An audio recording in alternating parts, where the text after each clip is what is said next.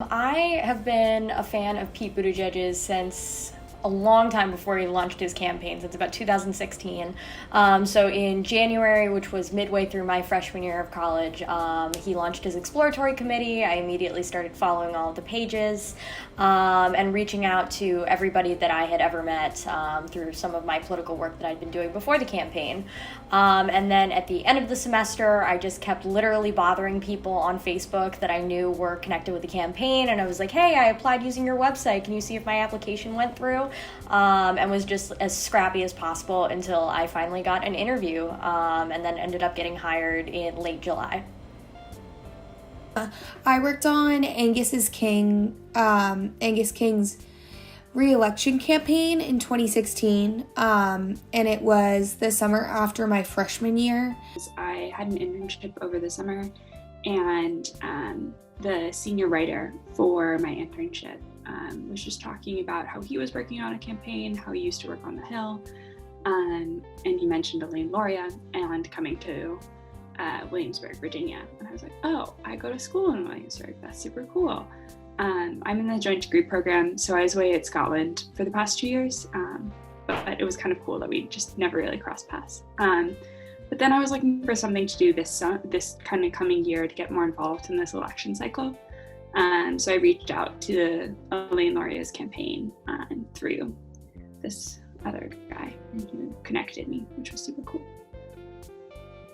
I'm a government major, minor to be determined, but I have known since about midway through high school that I wanted to go into politics in some capacity. I'm not 100% sure where I want to end up, but I think for any, government majors who know that they want to do politics but don't know exactly which realm of politics they want to go into, spending some time on a campaign is really, really valuable for learning what you enjoy about the field.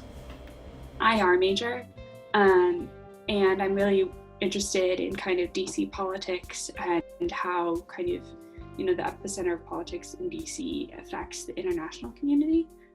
So after graduation, I'm looking towards maybe trying to work kind of in that sphere on Capitol Hill.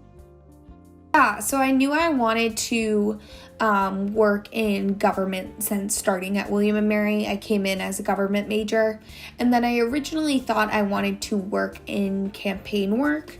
And obviously the summer after my freshman year was a midterm election.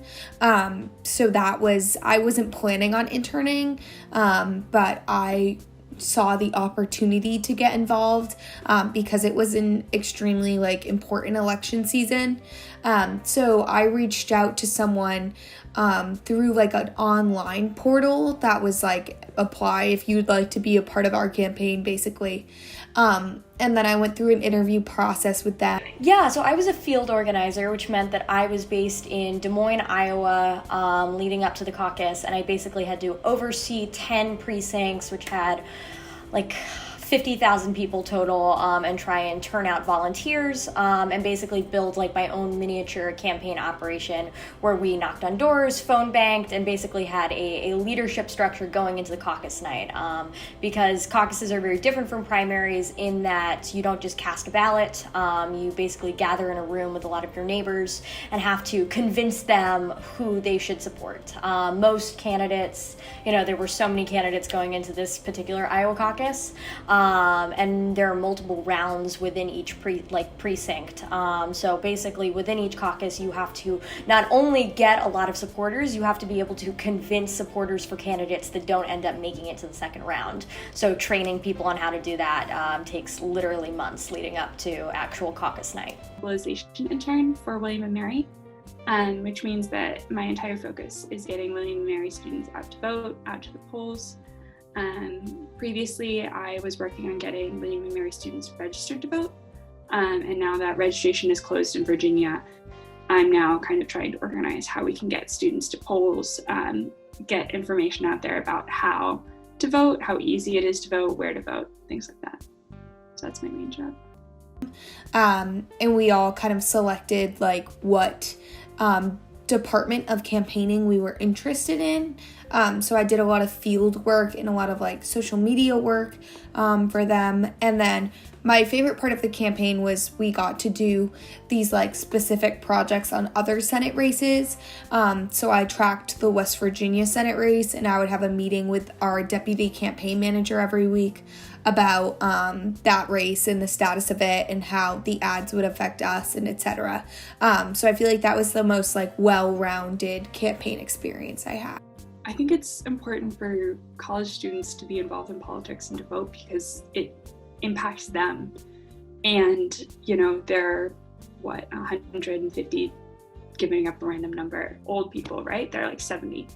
They're gonna die soon at some point, right? But like the decisions that they make now are going to affect us for, you know, another 30, 40, 50 years to come. So getting involved now and making your voice heard now is super important because these are issues that are going to impact our future more than they're going to impact the traditional voting population of like baby boomers. It's so important to vote because it's really the only way we get our voices heard. But it is also important to vote for all of the people that can't vote. I think that like, not to get like too political, but like especially in like certain election seasons, people get complacent and like voting is work and election day is not a holiday and you might have to re-register and all of this kind of stuff. But there's so many people in our country who aren't able to vote, whether it be because they haven't been granted the right to citizenship or they might be like disenfranchised because of a felony and they might be living in a place where there's voter suppression. And if you're someone who cares about their rights and there are candidates in national elections that you can support that will help get those people like better access to services or help get them voting rights, like it's your duty as like a member of the United States to try to do that. I think that we have seen in the last 4 years that every single vote matters so much. I know that it doesn't often feel like that. Sometimes you feel like, oh, if I just stay home, you know, it won't matter at all. But we have so many stories looking at like individual precincts in Virginia where you can see that one vote literally was make or break for a particular elected official. And if that's true at the local level, it's definitely true at the national level too.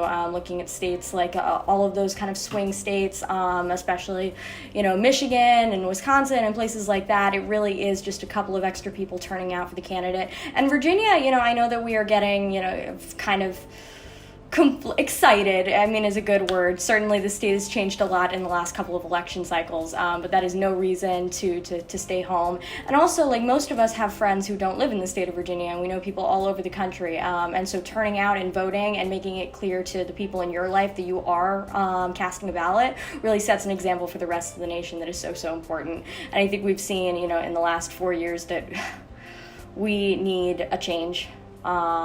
And the only way to do that is for young people like us to really make our voices heard and turn out on November 3rd.